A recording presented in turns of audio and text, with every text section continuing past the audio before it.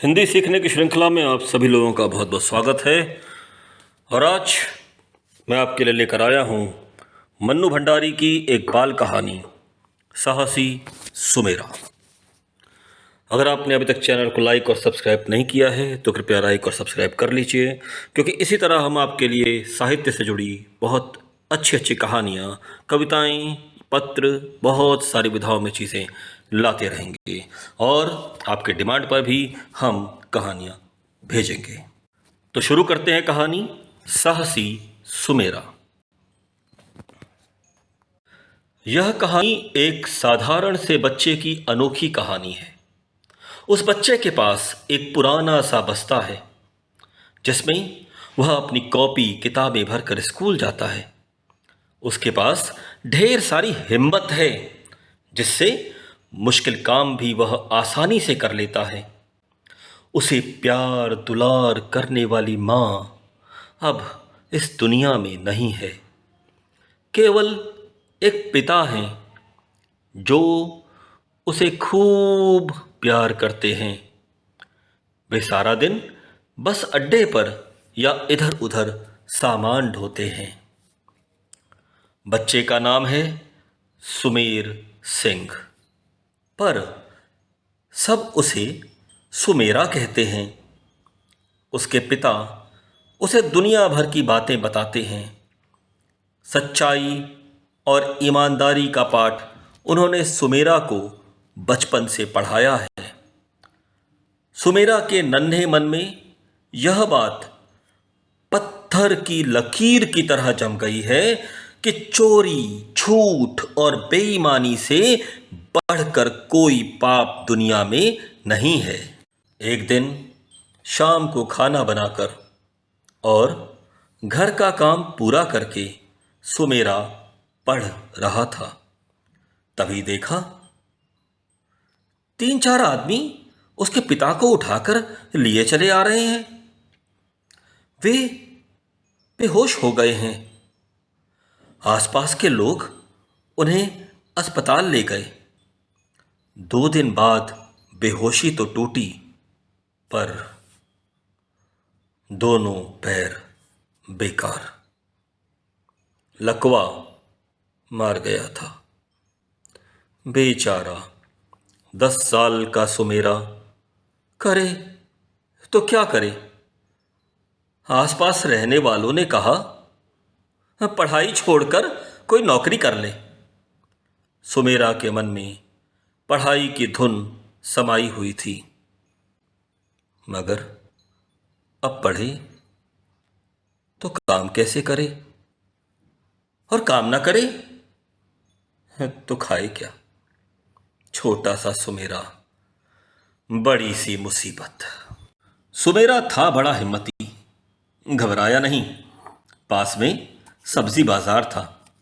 उसने तय किया 12 से 5 तक स्कूल जाऊंगा, सवेरे शाम बापू को देखूंगा और बाकी समय में सब्जी या फल कुछ भी बेचूंगा। सुमेरा ने सोच तो लिया, पर सोचने से ही काम हो जाता है क्या। फल या सब्जी खरीदने के लिए पैसा कहाँ से आए। खरीदेगा नहीं तो बेचेगा क्या। आसपास किसी से मांगना बेकार है। सभी इतने गरीब, अपना ही पेट भर लें तो बड़ी बात। रात भर सुमेरा सोचता रहा, क्या करें, किससे मांगें। दूसरे दिन स्कूल गया और सीधा मास्टर साहब के सामने खड़ा हो गया।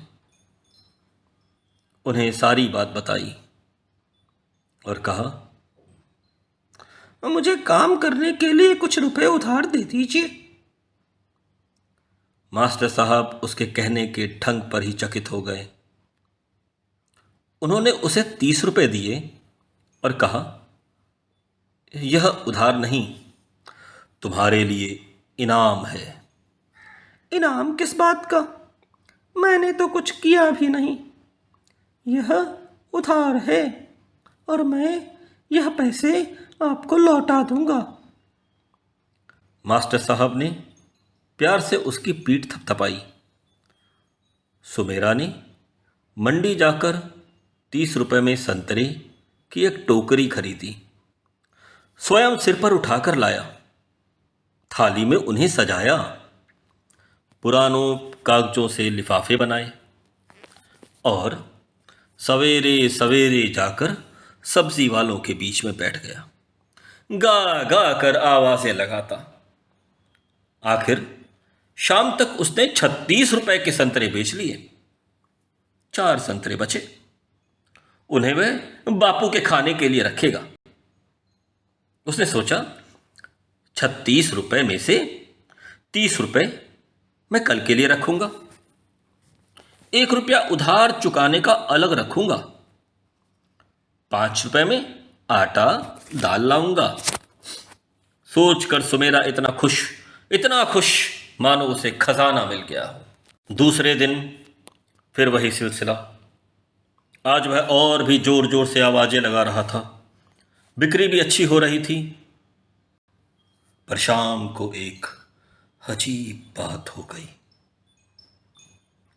साइकिल के हैंडल पर थैला लटकाए एक आदमी हर ठेले वाले के पास रुकता और इशारों में ही कुछ बात हो जाती।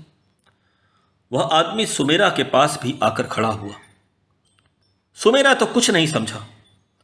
पास वाले ने चुपके से कहा, 2 रुपए थैले में डाल दे, चुपचाप। नहीं, मैं नहीं डालूंगा 2 रुपए। 2 रुपए? 2 रुपए दे दूंगा तो हम खाएंगे क्या? और फिर मुफ्त में क्यों दे दूं 2 रुपए? सुमेरा बोला।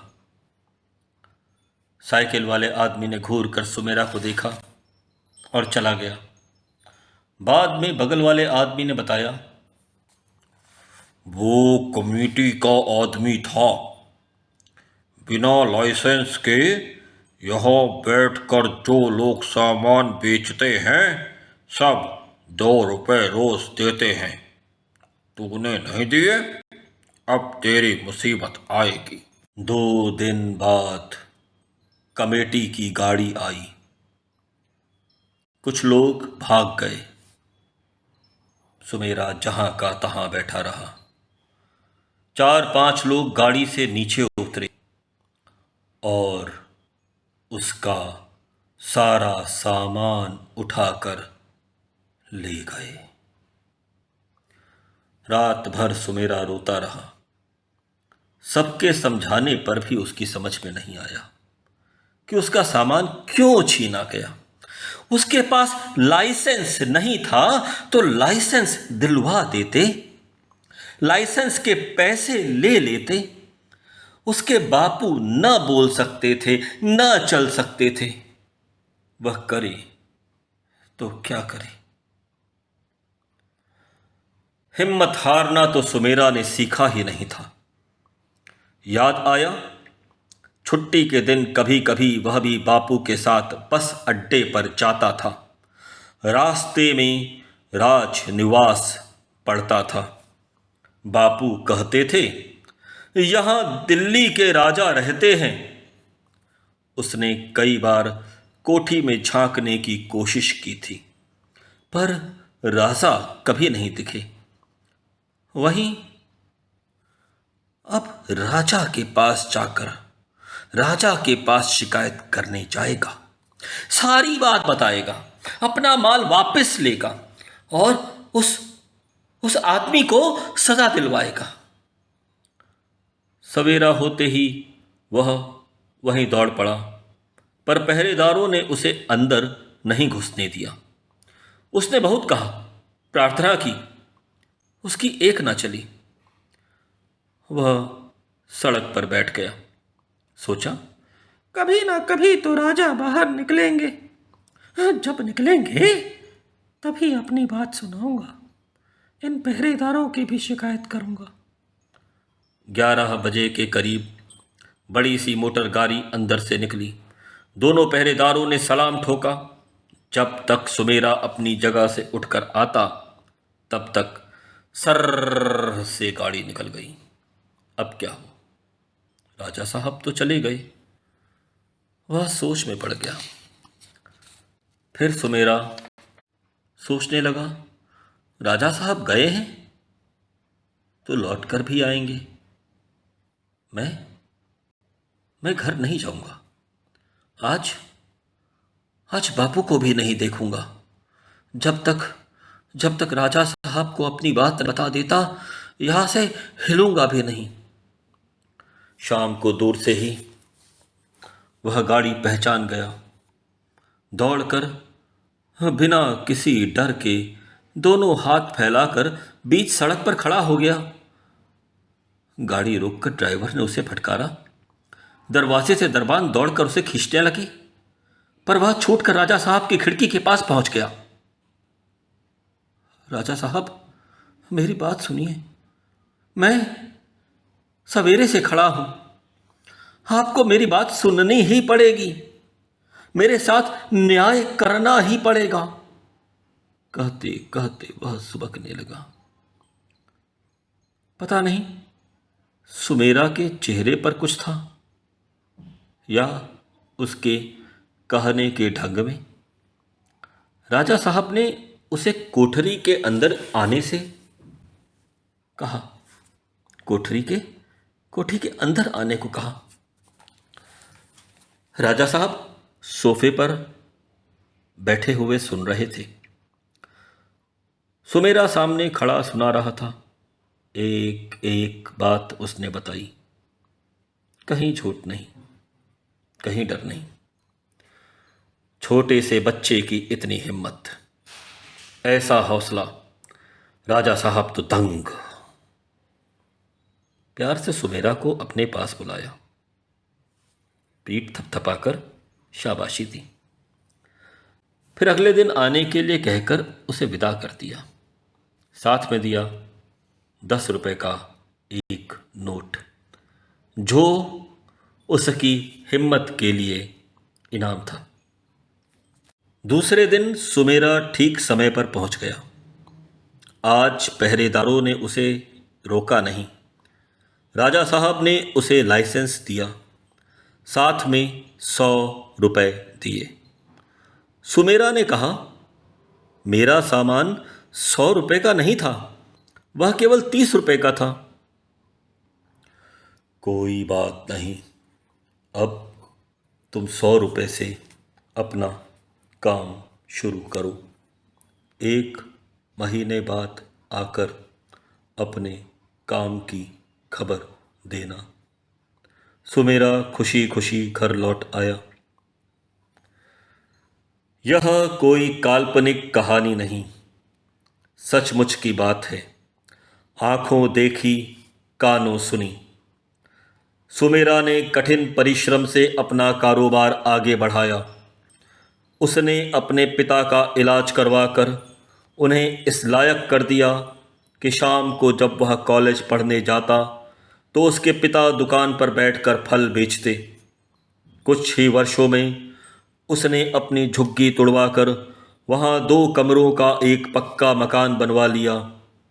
दिल्ली के सब्जी बाजार में आज भी सुमेरा की दुकान है।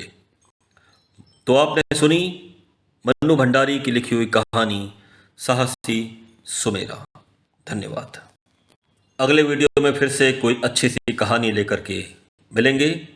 तब तक के लिए नमस्कार, और आप चैनल को सब्सक्राइब कर लीजिए। धन्यवाद।